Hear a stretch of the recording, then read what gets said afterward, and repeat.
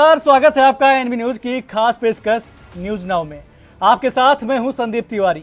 News now में आज सबसे पहले आपको बताएंगे संसद में मानसून सत्र के पहले दिन पेश हुए आर्थिक सर्वे में वित्त मंत्री ने क्या कुछ दर्शाया है। वहीं दूसरे सेगमेंट में आपको बताएंगे कांवड़ यात्रा मार्ग पर नेम प्लेट लगाने के आदेश पर बवाल मचने के बाद सुप्रीम कोर्ट ने क्या फरमान जारी किया है। तो चलिए बिना किसी देरी के शुरू करते हैं न्यूज नाउ। देश की संसद में मानसून सत्र की शुरुआत हो चुकी है। देश के लिए यह सत्र इसलिए सबसे महत्वपूर्ण है क्योंकि इसी सत्र में देश का आम बजट पेश होने जा रहा है। वित्त मंत्री निर्मला सीतारमण ने चालू वित्तीय वर्ष का आर्थिक सर्वे सदन में पेश कर दिया है। इस आर्थिक सर्वे में सरकार ने चालू वित्तीय वर्ष के दौरान देश की वास्तविक जीडीपी या वृद्धि दर का अनुमान जारी किया है। संसद में मानसून सत्र की शुरुआत हो चुकी है। देश की वित्त मंत्री निर्मला सीतारमण ने परंपरा के मुताबिक बजट के एक दिन पहले आर्थिक सर्वेक्षण संसद के पटल पर पेश कर दिया है। इस इकोनॉमिक सर्वे में सरकार का पूरा focus agriculture sector, private sector और पीपीपी पर रहा है। मोदी 3.0 सरकार की ओर से पेश किए गए आर्थिक सर्वेक्षण में भारत की जीडीपी को लेकर जिक्र किया गया है। इसमें कहा गया है कि देश की जीडीपी 6.5 से 7% तक रहने का अनुमान है। Shrimati Nirmala Sitharaman. Sir, with your permission, I rise to lay on the table a copy each of the following papers, both in Hindi and English versions. Economic Survey 23-24, Economic Survey 23-24 Statistical Appendix. Papers to be laid on the table, Shri Pankaj Chaudhary. महोदय, मैं आपकी अनुमति से अपनी वरिष्ठ सहयोगी श्रीमती निर्मला सीतारमण की ओर से सांख्यिकी परिशिष्ट सहित आर्थिक सर्वेक्षण 2023-24 की एक प्रति अंग्रेजी तथा हिंदी में सभा पटल पर प्रस्तुत करता हूँ। एक नजर में देखिए पूरा आर्थिक सर्वेक्षण। भारत की सकल घरेलू उत्पाद यानी जीडीपी की वृद्धि दर चालू वित्त वर्ष 2024-25 में 6.5 से 7% के बीच रहने की उम्मीद। भारतीय रिजर्व बैंक ने 31 मार्च 2025 को समाप्त होने वाले वित्त वर्ष के लिए जीडीपी वृद्धि दर 7.2% रहने का अनुमान लगाया है। पिछले 3 साल में अच्छी वृद्धि के बाद निजी पूंजी सृजन थोड़ा अधिक सतर्क हो सकता है क्योंकि अतिरिक्त क्षमता वाले देशों से सस्ते आयात की आशंका है। भारतीय अर्थव्यवस्था की वृद्धि दर 2024-25 में 6.5 से 7% रहने का अनुमान अनिश्चित वैश्विक आर्थिक प्रदर्शन के बावजूद घरेलू वृद्धि चालकों ने वित्त वर्ष 2023-24 में आर्थिक वृद्धि को समर्थन दिया। भू राजनीतिक तनाव बढ़ना या उसका प्रभाव आरबीआई की मौद्रिक नीति के रुख को प्रभावित कर सकता है। एयरपोर्ट सेक्टर में 72,000 करोड़ रुपए का कैपेक्स। शिक्षा और रोजगार में संतुलन बनाना जरूरी। राज्यों की क्षमता बढ़ाने पर फोकस जरूरी। 2030 तक भारत को ग्लोबल ड्रोन हब बनाने पर जोर। सत्र से पहले प्रधानमंत्री की अपील। वहीं मानसून सत्र की शुरुआत से पहले प्रधानमंत्री ने अपने संबोधन में देशवासियों को सावन के पहले सोमवार की शुभकामनाएं दी। वहीं उन्होंने कहा, लगातार तीसरे कार्यकाल में बजट पेश करना देश के लिए गर्व की बात है। पीएम मोदी ने सत्र को सकारात्मक सत्र बनाने की भी अपील की। नमस्ते साथियों, आज सावन का पहला सोमवार है। इस पवित्र दिवस पर एक महत्वपूर्ण सत्र का प्रारंभ हो रहा है और सावन के इस पहले सोमवार को मैं देशवासियों को बहुत बहुत शुभकामनाएं देता हूं। आज संसद का मानसून सत्र का भी आरंभ हो रहा है। देश बहुत बारीकी से देख रहा है कि संसद का यह सत्र सकारात्मक हो, सृजनात्मक हो और देशवासियों के सपनों को सिद्ध करने के लिए एक मजबूत नींव रखने वाला हो। ये अत्यंत गर्व का विषय है कि करीब 60 साल के बाद कोई सरकार तीसरी बार वापस आए और तीसरी पारी का पहला बजट रखने का सौभाग्य प्राप्त हो। ये भारत के लोकतंत्र की गौरव यात्रा की अत्यंत गरिमापूर्ण घटना के रूप में देश इसे देख रहा है। ये बजट सत्र है। मैं देशवासियों को जो गारंटी देता रहा हूं, क्रमशः रूप से उन गारंटियों को जमीन पर उतारना, इस लक्ष्य को लेकर के हम आगे बढ़ रहे हैं। ये बजट अमृतकाल का एक महत्वपूर्ण बजट है। हमें 5 साल का जो अवसर मिला है, आज का बजट हमारे उन 5 साल के कार्य की दिशा भी तय करेगा। और ये बजट 2047 जब आजादी के 100 साल होंगे, तब विकसित भारत का जो हमारा सपना है, उस सपने को पूरा करने की मजबूत नींव वाला बजट लेकर के हम कल देश के सामने आएंगे। हर देशवासी के लिए एक गर्व की बात है कि भारत बड़ी इकोनॉमी वाले देशों में सबसे तेज गति से आगे बढ़ने वाला देश है। गत 3 वर्षों में लगातार 8% ग्रोथ के साथ, 8% ग्रोथ के साथ हम आगे बढ़ रहे हैं, हम ग्रो कर रहे हैं। आज भारत में पॉजिटिव आउटलुक, इन्वेस्टमेंट और परफॉर्मेंस एक प्रकार से अपॉर्चुनिटीज की पीक पर है। ये अपने आप में भारत की विकास यात्रा का एक अहम पड़ाव है। साथियों, मैं देश के सभी सांसदों से, किसी भी दल के क्यों न हो, मैं आज आग्रहपूर्वक कहना चाहता हूं कि हम गत जनवरी से लेकर के हम लोगों के पास जितना सामर्थ्य था, उस सामर्थ्य को लेकर के जितनी लड़ाई लड़नी थी लड़ ली। जनता को जो बात बतानी थी बता दी। किसी ने राह दिखाने का प्रयास किया, किसी ने गुमराह करने का प्रयास किया, लेकिन अब वो दौर समाप्त हुआ।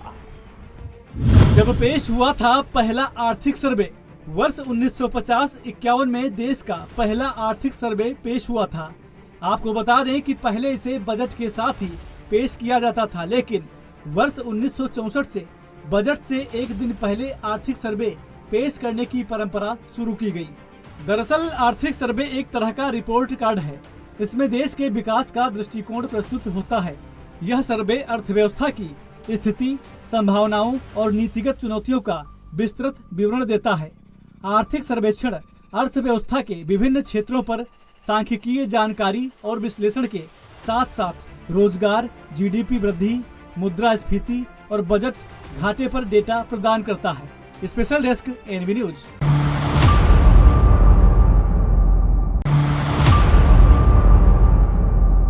उत्तर प्रदेश और उत्तराखंड सरकार को सुप्रीम कोर्ट से बड़ा झटका लगा है। अदालत ने कांवड़ यात्रा मार्ग पर स्थित दुकान के मालिकों को नेम प्लेट लगाने के फैसले पर अंतरिम रोक लगा दी है। सुप्रीम कोर्ट ने उत्तर प्रदेश और उत्तराखंड के इन निर्देशों के खिलाफ दायर याचिकाओं पर यूपी, उत्तराखंड एवं मध्य प्रदेश की सरकारों को नोटिस भी जारी किया है।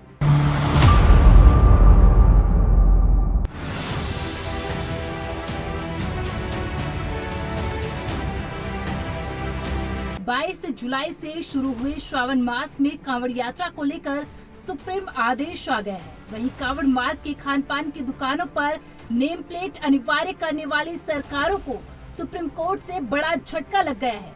शीर्ष अदालत ने अपने आदेश में कहा कि दुकानदारों को अपनी पहचान बताने की जरूरत नहीं है, दुकान मालिकों को नाम बताने की भी जरूरत नहीं है।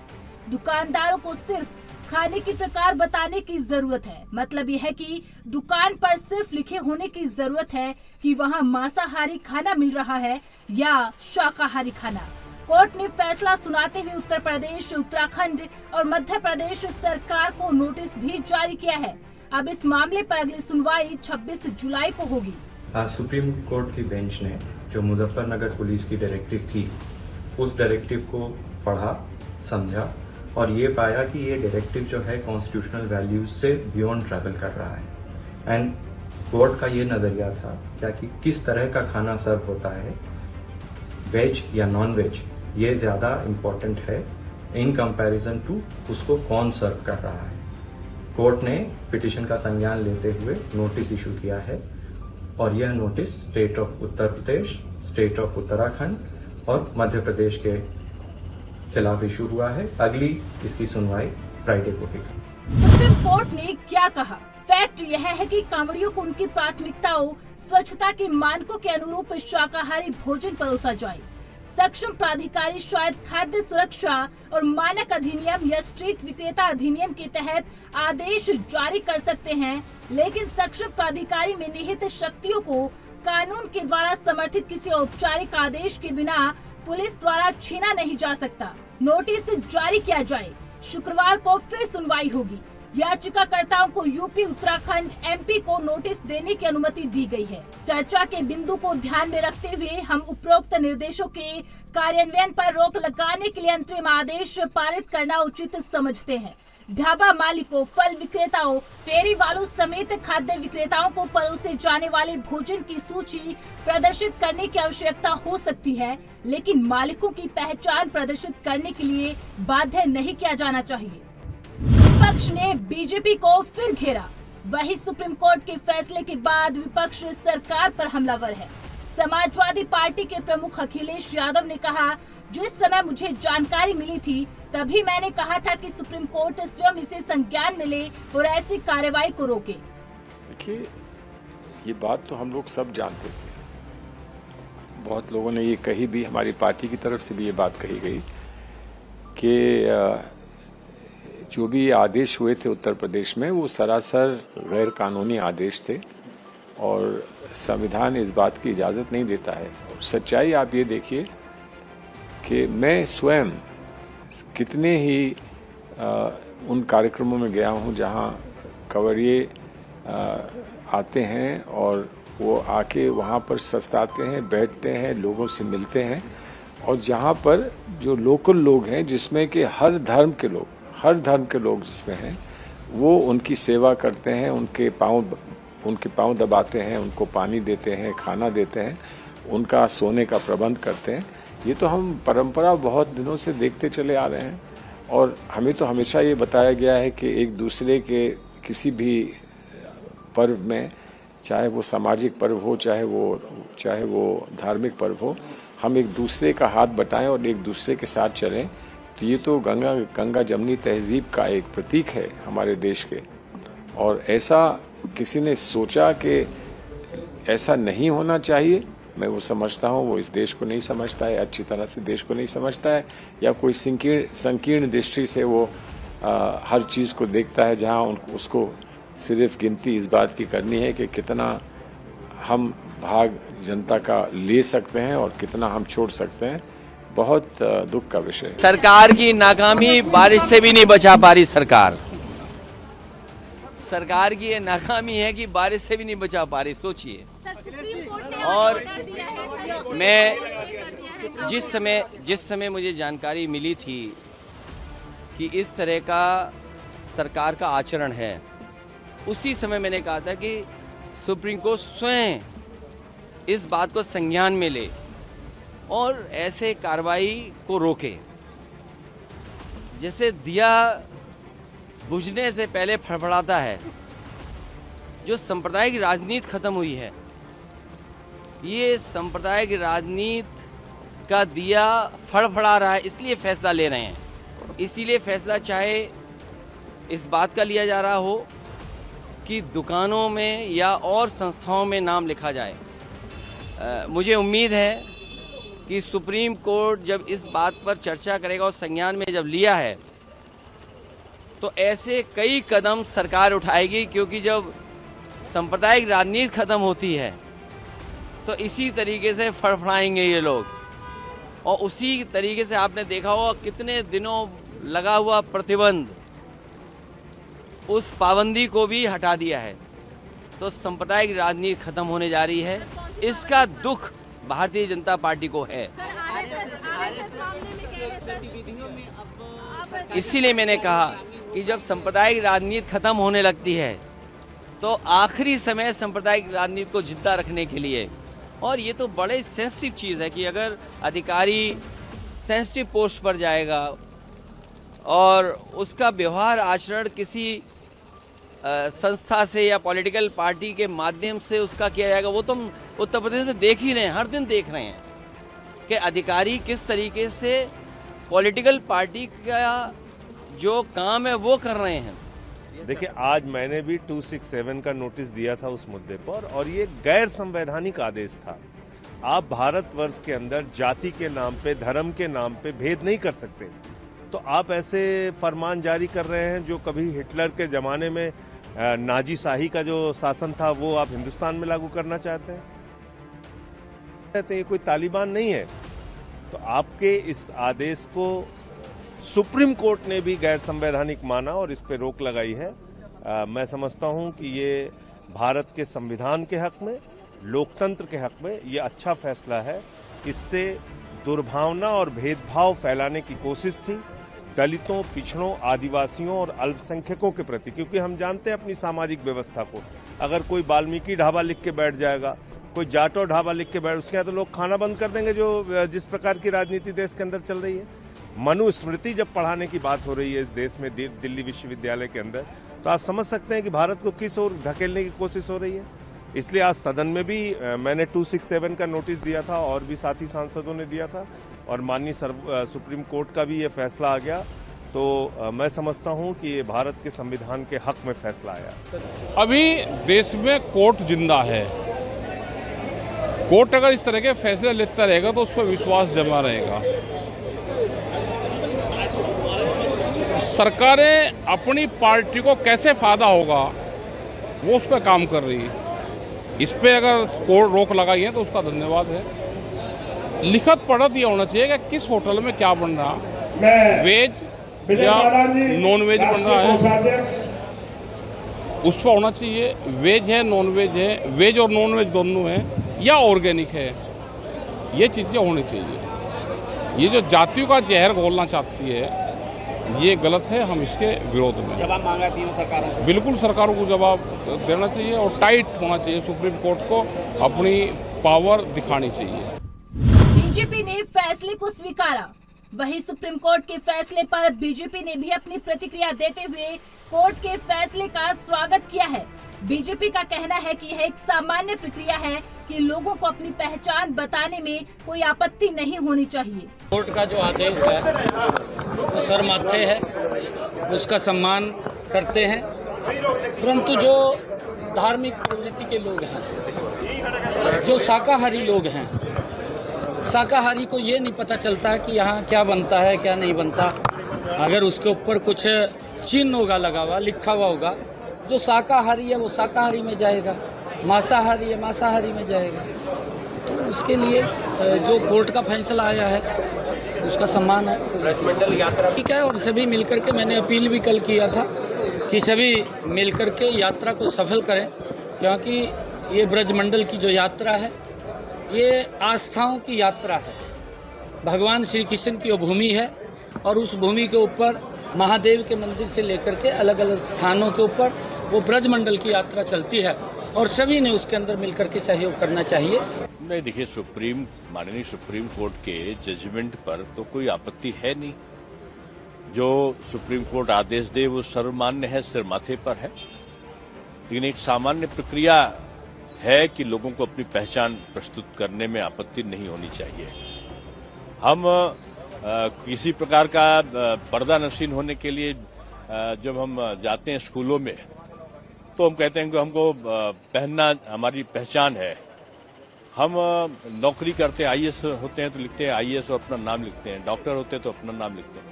तो हम दुकान में वैसे भी 40-50% लोग अपना नाम लिखते हैं।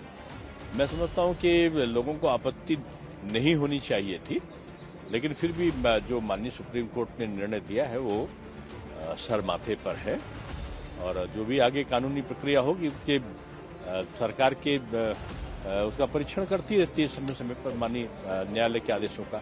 लेकिन सरकार की प्राथमिकता तो पहली यही है कि कांवड़ यात्रा सकुशल संपन्न हो, शरारती तत्व उनकी पवित्रता को भंग न करने पावे, जो नियम और कानून उनके व्रत को धारण करने में है उसका पालन कराने में सरकार सहायक बन सके। पत्थरबाजी बंद हुई है, फूल बरसते हैं, लेकिन साथ साथ दंगे भी ना हो और उनके जो धार्मिक मान्यताएं हैं उस पर आघात भी ना हो, ये सरकार का नैतिक दायित्व है। मैं सुप्रीम कोर्ट के इस फैसले का स्वागत करता हूं। हमारा एप्रीहेंशन था कि इससे समाज में विभाजन पैदा होगा। सुप्रीम कोर्ट ने इसका नोटिस लिया, धन्यवाद। नंबर 2, मैं चाहता हूं कि इस कांवड़ यात्रा के समूचे रूट पर शराब और मांस की दुकानों पर प्रतिबंध लगाया जाए ताकि जो तीर्थयात्री हैं उनको धार्मिक राहत की सांस मिल सके। सुप्रीम कोर्ट के फैसले के बाद कांवड़ मार्ग पर व्यापार चलाने वाले व्यापारियों ने कोर्ट के फैसले का स्वागत किया। वहीं आदेश के बाद कुछ दुकानदारों ने अपने बैनर भी हटा दिए। हमारा कहना है कि आपका जो नाम है, शुभ नाम है, वही लिखें आप। नूनी जैसे नीलम लिख दिया, भारत स्वीट लिख दिया, ऐसे नहीं है, इससे कोई प्रभाव नहीं होता। लेकिन अब जो सरकार कह रही है उनका एक मंशा होगा, कुछ न कुछ तो सोचा होगा जरूर। भाई आपका नाम नसीर है तो नसीर फल वाले, आपका नाम राहुल है तो राहुल लिख दीजिए आप, या नहीं। हमारा नाम शुरू से ही है, सन 1964 से है।